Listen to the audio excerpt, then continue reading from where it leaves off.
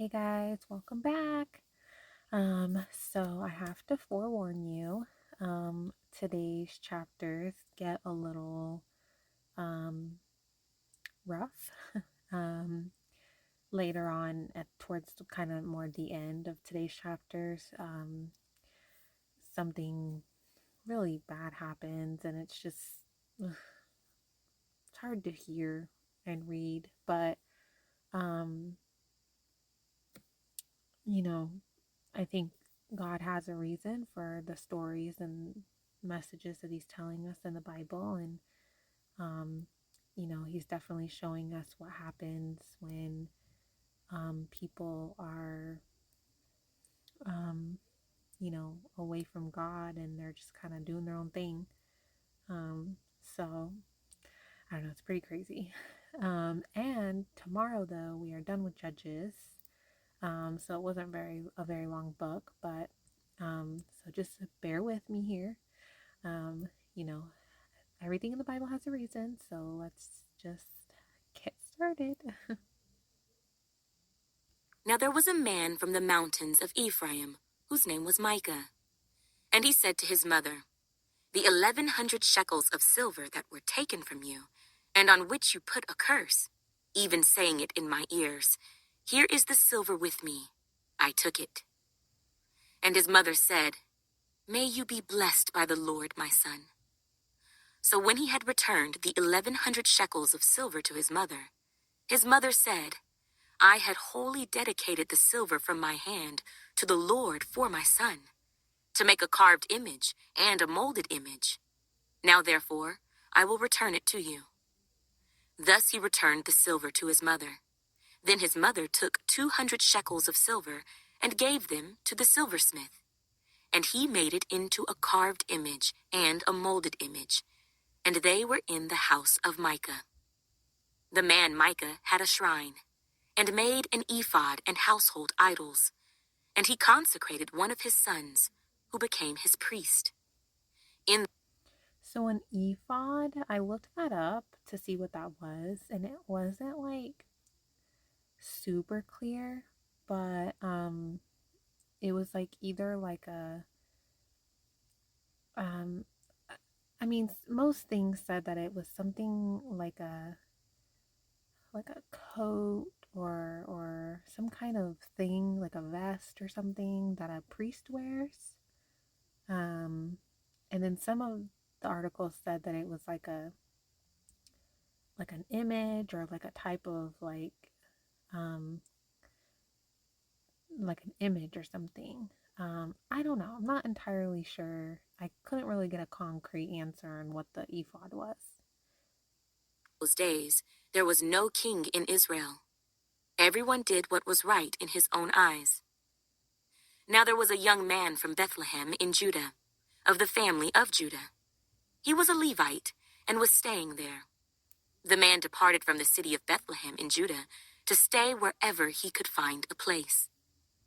Then he came to the mountains of Ephraim, to the house of Micah, as he journeyed. And Micah said to him, "Where do you come from?"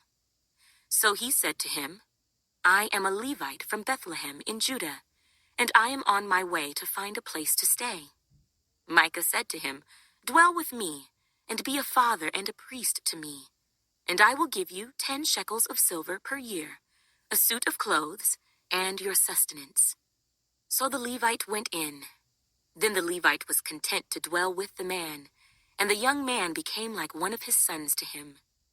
So Micah consecrated the Levite, and the young man became his priest, and lived in the house of Micah. Then Micah said, "Now I know that the Lord will be good to me, since I have a Levite as priest." In those days there was no king in Israel. And in those days the tribe of the Danites was seeking an inheritance for itself to dwell in. For until that day, their inheritance among the tribes of Israel had not fallen to them. So the children of Dan sent 5 men of their family from their territory, men of valor from Zorah and Eshtaol, to spy out the land and search it. They said to them, "Go, search the land." So they went to the mountains of Ephraim, to the house of Micah, and lodged there. While they were at the house of Micah, they recognized the voice of the young Levite. They turned aside and said to him, "Who brought you here? What are you doing in this place? What do you have here?" He said to them, "Thus and so Micah did for me. He has hired me, and I have become his priest." So they said to him, "Please inquire of God, that we may know whether the journey on which we go will be prosperous." And the priest said to them, "Go in peace. The presence of the Lord be with you on your way." So the 5 men departed and went to Laish. They saw the people who were there, how they dwelt safely in the manner of the Sidonians, quiet and secure. There were no rulers in the land who might put them to shame for anything. They were far from the Sidonians, and they had no ties with anyone. Then the spies came back to their brethren at Zorah and Eshtaol, and their brethren said to them, "What is your report?" So they said, "Arise, let us go up against them, for we have seen the land, and indeed it is very good. Would you do nothing? Do not hesitate to go and enter to possess the land. When you go, you will come to a secure people and a large land, for God has given it into your hands, a place where there is no lack of anything that is on the earth." And 600 men of the family of the Danites went from there, from Zorah and Eshtaol, armed with weapons of war. Then they went up and encamped in Kirjath-jearim in Judah. Therefore they call that place Mahaneh-dan to this day. There it is, west of Kirjath-jearim, and they passed from there to the mountains of Ephraim, and came to the house of Micah. Then the 5 men who had gone to spy out the country of Laish answered, and said to their brethren, "Do you know that there are in these houses an ephod, household idols, a carved image, and a molded image? Now therefore, consider what you should do." So they turned aside there, and came to the house of the young Levite man, to the house of Micah, and greeted him. The 600 men armed with their weapons of war, who were of the children of Dan, stood by the entrance of the gate. Then the 5 men who had gone to spy out the land went up. Entering there, they took the carved image, the ephod, the household idols, and the molded image. The priest stood at the entrance of the gate with the 600 men who were armed with weapons of war. When these went into Micah's house and took the carved image, the ephod, the household idols, and the molded image, the priest said to them, "What are you doing?" And they said to him, "Be quiet. Put your hand over your mouth and come with us. Be a father and a priest to us. Is it better for you to be a priest to the household of one man, or that you be a priest to a tribe and a family in Israel?" So the priest's heart was glad, and he took the ephod, the household idols, and the carved image, and took his place among the people. Then they turned and departed, and put the little ones, the livestock, and the goods in front of them. When they were a good way from the house of Micah, the men who were in the houses near Micah's house gathered together and overtook the children of Dan. And they called out to the children of Dan. So they turned around and said to Micah, "What ails you, that you have gathered such a company?" So he said, "You have taken away my gods which I made, and the priest, and you have gone away. Now what more do I have? How can you say to me, 'What ails you?'" And the children of Dan said to him, "Do not let your voice be heard among us, lest angry men fall upon you, and you lose your life, with the lives of your household." Then the children of Dan went their way, and when Micah saw that they were too strong for him, he turned and went back to his house. So they took the things Micah had made, and the priest who had belonged to him, and went to Laish, to a people quiet and secure, and they struck them with the edge of the sword, and burned the city with fire. There was no deliverer, because it was far from Sidon, and they had no ties with anyone. It was in the valley that belongs to Beth Rehob. So they rebuilt the city and dwelt there. And they called the name of the city Dan, after the name of Dan their father, who was born to Israel. However, the name of the city formerly was Laish. Then the children of Dan set up for themselves the carved image, and Jonathan, the son of Gershom, the son of Manasseh, and his sons were priests to the tribe of Dan until the day of the captivity of the land. So they set up for themselves Micah's carved image, which he made, all the time that the house of God was in Shiloh. And it came to pass in those days, when there was no king in Israel, that there was a certain Levite staying in the remote mountains of Ephraim. He took for himself a concubine from Bethlehem in Judah. But his concubine played the harlot against him, and went away from him to her father's house at Bethlehem in Judah, and was there 4 whole months. Then her husband arose and went after her, to speak kindly to her and bring her back, having his servant and a couple of donkeys with him. So she brought him into her father's house. And when the father of the young woman saw him, he was glad to meet him. Now his father-in-law, the young woman's father, detained him, and he stayed with him 3 days. So they ate and drank and lodged there. Then it came to pass on the 4th day that they arose early in the morning, and he stood to depart. But the young woman's father said to his son-in-law, "Refresh your heart with a morsel of bread, and afterward go your way." So they sat down, and the 2 of them ate and drank together.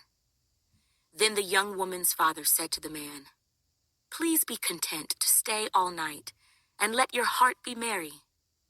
And when the man stood to depart, his father-in-law urged him. So he lodged there again. Then he arose early in the morning on the 5th day to depart. But the young woman's father said, "Please refresh your heart." So they delayed until afternoon, and both of them ate. And when the man stood to depart, he and his concubine and his servant, his father-in-law, the young woman's father, said to him, "Look, the day is now drawing toward evening. Please spend the night. See, the day is coming to an end. Lodge here that your heart may be merry. Tomorrow, go your way early so that you may get home." However, the man was not willing to spend that night. So he rose and departed, and came opposite Jebus, that is, Jerusalem. With him were the 2 saddled donkeys. His concubine was also with him. They were near Jebus, and the day was far spent. And the servant said to his master, "Come, please, and let us turn aside into this city of the Jebusites, and lodge in it." But his master said to him, "We will not turn aside here into a city of foreigners, who are not of the children of Israel. We will go on to Gibeah." So he said to his servant, "Come, let us draw near to one of these places, and spend the night in Gibeah or in Ramah." And they passed by and went their way. And the sun went down on them near Gibeah, which belongs to Benjamin. They turned aside there to go in to lodge in Gibeah. And when he went in, he sat down in the open square of the city, for no one would take them into his house to spend the night. Just then, an old man came in from his work in the field at evening, who also was from the mountains of Ephraim. He was staying in Gibeah, whereas the men of the place were Benjamites. And when he raised his eyes, he saw the traveler in the open square of the city. And the old man said, "Where are you going, and where do you come from?" So he said to him, "We are passing from Bethlehem in Judah toward the remote mountains of Ephraim. I am from there. I went to Bethlehem in Judah. Now I am going to the house of the Lord. But there is no one who will take me into his house, although we have both straw and fodder for our donkeys, and bread and wine for myself, for your female servant, and for the young man who is with your servant. There is no lack of anything." And the old man said, "Peace be with you. However, let all your needs be my responsibility. Only do not spend the night in the open square." So he brought him into his house, and gave fodder to the donkeys, and they washed their feet and ate and drank.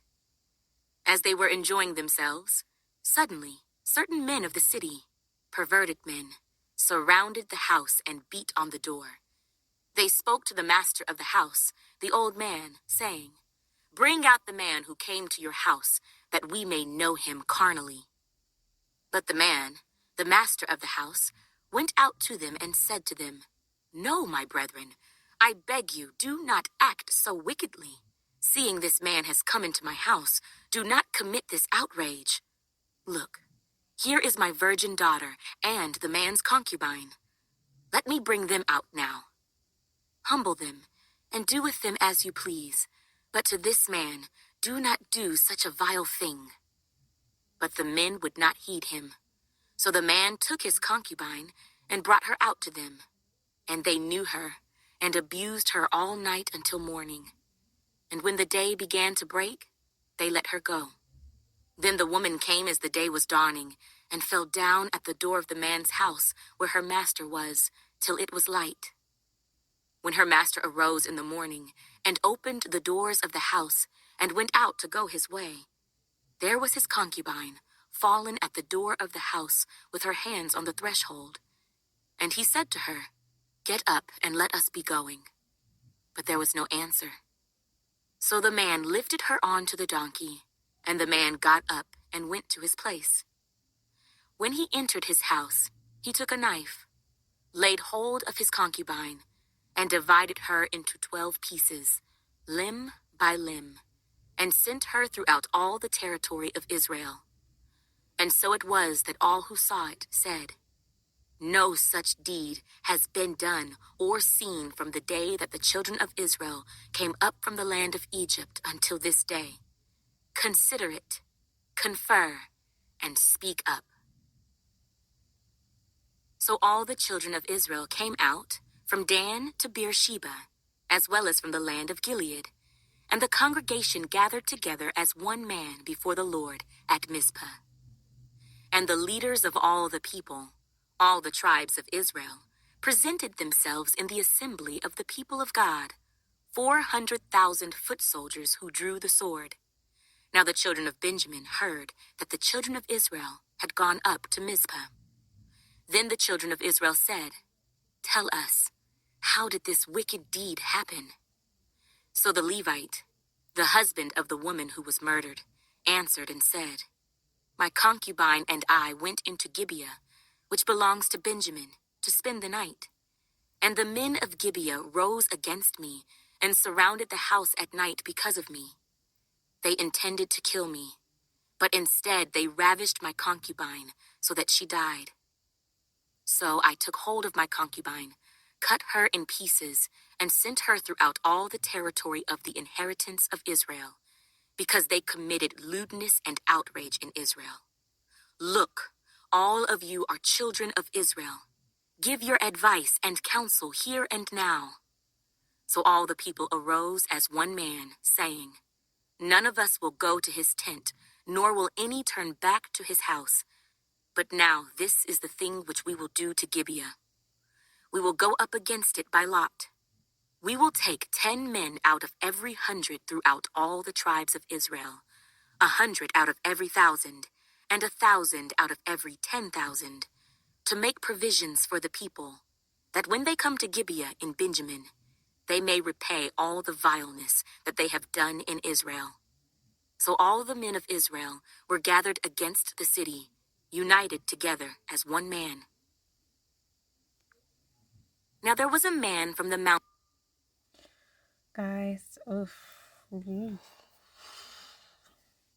I don't understand why he cut her up though into 12 pieces and scattered her. That I don't know. That's kind of, I don't know what that's about, but that was a rough read today. Yeah, I don't know. Judges is pretty rough. It just like progressively has just gotten worse as it went on. Yeah. I don't know, guys. If you have any thoughts, let me know. I have to get going, but I will see you guys tomorrow for the end of Judges. And then it says that there's a book called Ruth, but that's only like, it's like really, really short.